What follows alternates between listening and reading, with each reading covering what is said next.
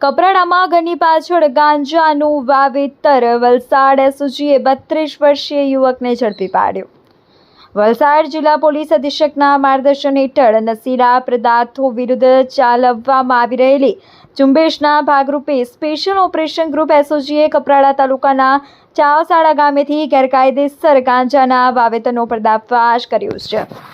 એસઓજીની ટીમને ખાનગી બાતમી મળી હતી કે કપરાડાના ચાવસાડા ગામે એક શખ્સે પોતાના ઘરની પાછળ ગાંજાના છોડનું વાવેતર કર્યું છે। આ બાતમીના આધારે પોલીસે તાત્કાલિક રેડ પાડતા આરોપી નામોભાઈ ગાંગોડા ઉંમર વર્ષ 32ના ભોગવટાવાળા ઘરની દિવાલ પાસે માટીના કાયરામાંથી ગાંજાનો એક મોટો છોડ મળી આવ્યો હતો। વલસાડ એસઓજીની ટીમે ગાંજાનો છોડ જેનું વજન 2300 કિલોગ્રામ, જેની અંદાજિત કિંમત ₹1,15,000, મોબાઈલ કિંમત 5,000 મળી કુલ 1,20,000નો મુદ્દામાલ કબજે કર્યો હતો।